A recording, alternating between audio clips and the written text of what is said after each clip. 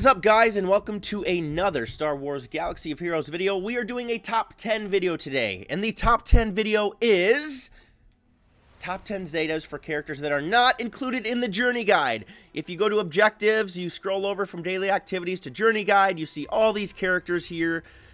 None of them. We're not including any of them in this list. This is especially good for newer players, depending on who you farm. Like, I originally had Palpatine in the list. I'm like, wait a second. No, he's part of the Journey Guide. So none of these characters we're going to be going over today with Zetas. So these are the complete farmable characters that you guys can get in the game without going through any legendary or epic confrontations or galactic legends, which are coming up soon. These are in no particular order. If I think one Zeta is more important than the other, I will tell you because we're doing characters. But we're going to start off with the Geo Brood Alpha right here, okay? You get him Zetaed up with both Zetas. And if you get him to Gear 13, that's really helpful as well. And you get him relicked up there because his Geonosian Brute bases his stats off him. But if you get him up there, get him Zetaed, this entire Geonosian team is going to be excellent. He also fits into the premise where a single Zeta or a single Zeta character can completely make a team that much better. I did that recently. But definitely Geo Brood Alpha. So if you're farming him, think about Zetaing him. The next character used to be awful, now is pretty good. It's none other than General Grievous. Both of his Zetas are very good. Metalloid Monstrosity and Daunting Presence. I'd probably go Metalloid Monstrosity first, because when a Separatist or droid ally is defeated, he gets to go again automatically, and he can use his Grievous wounds and just rack up damage. But he's another character that you should definitely think about Zetaing, and again, he's not in the Journey Guide or anything like that. Next, ironically, we're going to look at a bounty hunter. And this one is Bosque. Now, some people can argue for any of these bounty hunters to put a Zeta on, but for the best bang for your buck, including because he has a ship, you're definitely going to want to go Bosque. And in my opinion, his most important Zeta is the On the Hunt Zeta, the Leadership Zeta. You know, whenever an enemy suffers a debuff or resists, all bounty hunter allies recover 5% health and protection. And remember, when he's in the leadership, he's giving bounty hunters plus 50% max protection and plus 50% max tenacity. And they're gaining 100% defense when they're at full health. Not only that, once he gets his contract where you deal damage to the weakest enemy 10 times, all bounty hunters are gaining 50 speed for the rest of the battle. It's a very, very, very good bounty hunter leadership, especially for newer game players. Django kind of replaces that in the late game with his leadership, but Bosque is still amazing and definitely a character you should also think of taking to Gear 13.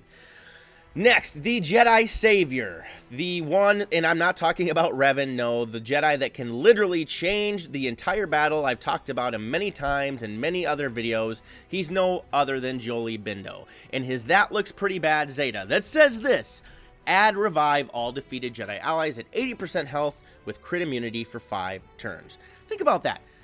And especially in today's game, in territory battles and I guess Grand Arena and Territory Wars, you don't see it as much as in Squad Arena. If you mod him correctly, I have him modded for all health, he can be the last one standing, take hits like a tank, and then boom, uses this ability, the whole battle changes in your favor again. That's why he's on this list, and if you think about running a Jedi team, definitely one that I would look at. And then, let's look at another Jedi then, when I find her here. Again, I do not have these characters favorited to easy to look at because I do not want to change where I'm at right now.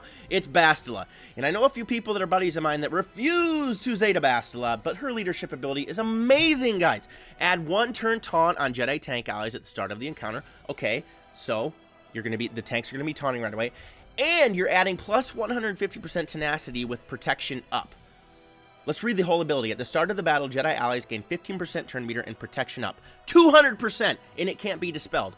And Jedi tank allies taunt for 1 turn. While Jedi allies have protection up, they have 150% tenacity and deal 35% more damage. So not only are you going to be no buffs are going to stick to you. Like, rarely any buffs are going to stick to you while you have that protection up. And you're going to be dealing more damage. Amazing. Probably the best Jedi leadership in the game that isn't Jedi Knight Revan. Bastila, I can't wait to get her to Gear 13, but obviously we have other things that we're worrying about. After Bastila, let's take a look at a Sith. Probably you know, when, again, Bastila Fallen is on here. I didn't include her because she's kind of late to the game, and it's not necessarily required. Dark Scion. You can farm him, and him being able to... At his Lord of Pain, at the end of each turn, Scion inflicts pain for 3 turns on enemies who damaged him that turn. So when he's taking damage, especially if he has Taunt, he's inflicting pain. Pain allows his Held by Hatred cooldown to increase. When he gets Held by Hatred, 100% health, 100% turn meter, all of this stuff when he has Hatred, 25% critical chance, 100% defense, 100% offense. And then when he dies, he's revived again with 100% health and 100% turn meter. And if you've used him enough times, all the pain will be used up so you can get Held by Hatred again. Definitely, and he's a free-to-play character. A great early Sith tank. Actually, he's still a great character in the game in general. The Triumvirate is still a good team in many aspects, many areas. But he's probably, besides Traya, probably the first character on the Sith Triumvirate team you're going to want to Zeta.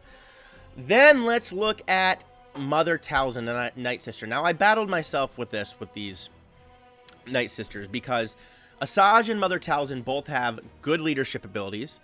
When the Night Sisters are relicked, Talzin's leadership ability becomes a better option, laying them on defense in Grand Arena. Usually it always was. Asajj's defense is better, or when Asajj's leadership ability is better when she's on defense. Lay her on defense. But when you start to get all these characters relicked, and you get old Daka with a Zeta, Talzin starts to become even more viable because all the revives and the stuns and the stuff that's coming from Daka. So really, I chose Mother Talzin as the first, and her leadership ability as the first character or an ability to Zeta. But you really couldn't go wrong with Asajj or Mother Talzin. But for the purposes of choosing one, I'm going to go with Mother Talzin. The next character on this list was a lot better in the past, especially when you had the whole team Zetaed, but I'm still including it on here because, well, that's the way it is. And it's Carthonasi. His leadership ability when Zetaed says that whenever an enemy is inflicted with a damage over time effect, all Old Republic allies recover 3% health and protection.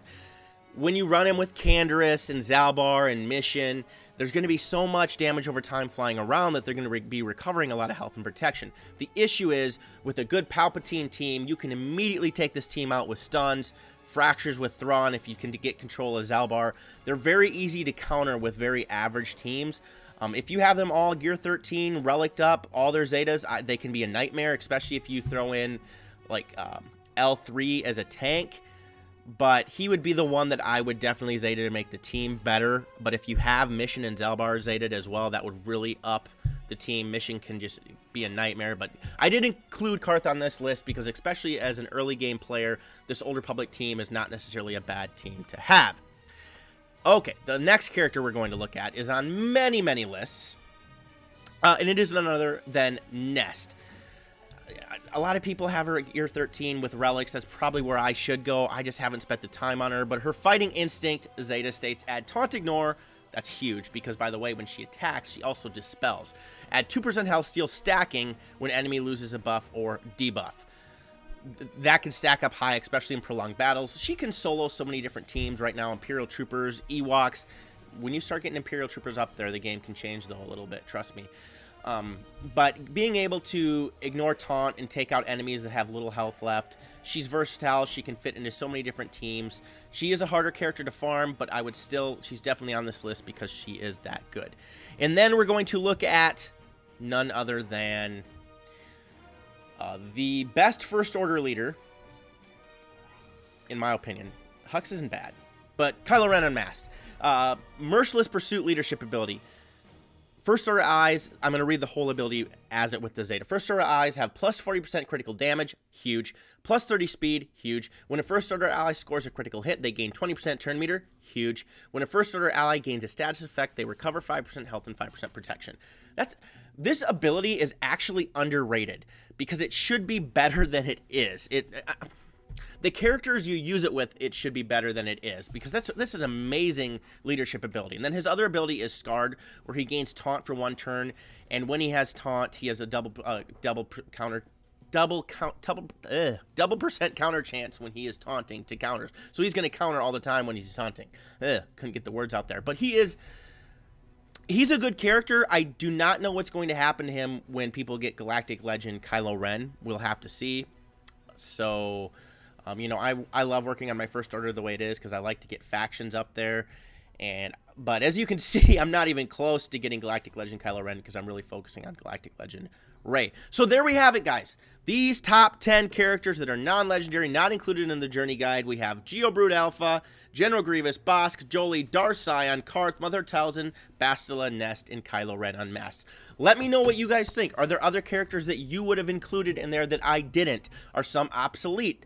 You know, could some of the clones be in there? You know, with some of the clones, when you look at it this way, the clone Zetas are only really useful when you have General Skywalker or Shock T. And I wasn't going to put Shock T on this list. I just wasn't. So that's how I kind of looked at these characters. So let me know what you think. I hope you guys enjoyed the video. If you did, please smash the subscribe button, like the video, click the notification bell so you can be alerted to all videos that I post. I'm also leaving a link to my Discord server, Patreon page, and Twitter page in the description below. Check all of those out. And as always, leave comments in the comment section along with video ideas. Otherwise, may the Force be with you.